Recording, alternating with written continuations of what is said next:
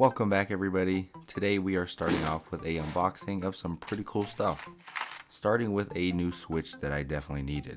This is a Atlas left manual switch and I picked it up at a different hobby store that I usually go to. It's actually a lot farther away, but I needed to go there to get this. And thankfully they actually had it.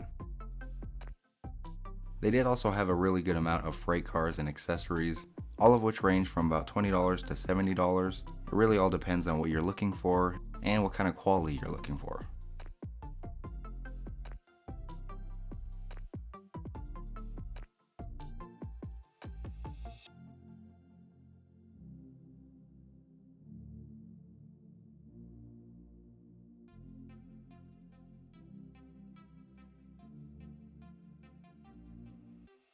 And here's a coil car by BNSF that was really nice. This is something I would love to pick up someday, but it is a little bit pricey, and also I don't actually have an industry right now that serves this kind of freight.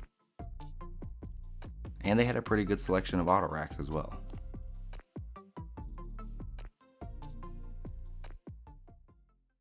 Alright, so now back to the unboxing.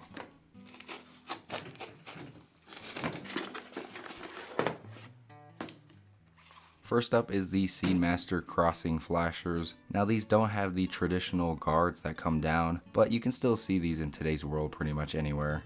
Someday I do plan on getting the nice ones, maybe even the overhead ones, but for now these are actually pretty nice.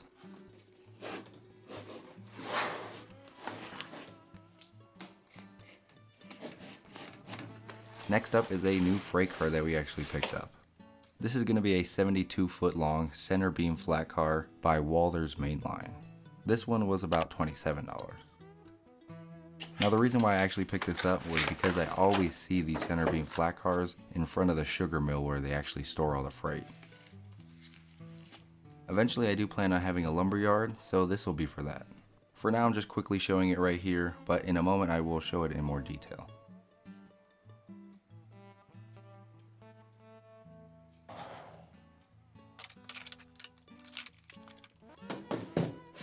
Next up is a couple of things that you need to set up the lights with the Woodland Scenic products.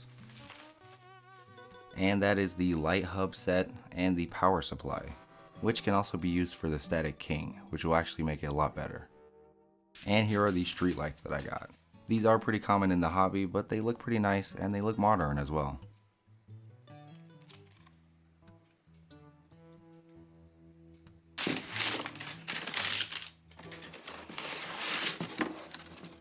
Last but not least is a little ranch house that I got. So that is my little haul of stuff I got from eBay. One thing for sure is I cannot wait to install those lights, but first I do have to figure out kind of where everything's going to go, of course. Before we do get into the small updates of what we got done, here are those close-ups of the freight car that I got. So like I said, this is a $27 freight car. So you're not going to get the most detail with this kind of price, but in my opinion for this kind of cost, you very much do get what you pay for.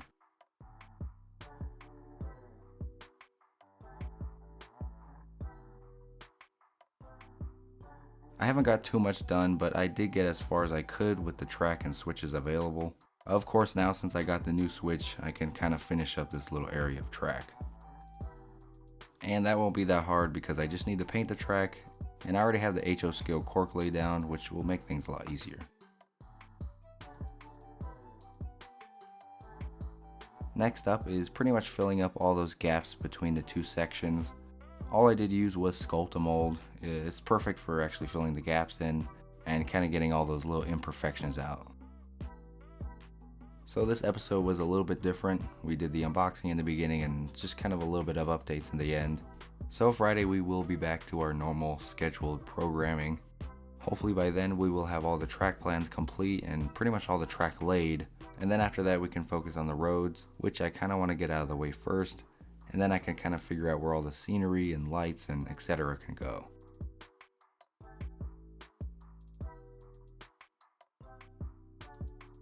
And for those of you wondering, yes, I will be putting a corner piece here just to make sure we don't have any accidents. Alright, that's going to be a wrap on episode 23. It was a little bit of a different video, especially with the unboxing and just the kind of small updates at the end there. It may not seem like a lot has been done, but actually a lot has been done behind scenes, especially just getting the foundation done and making sure I'm not going to change my mind in the future.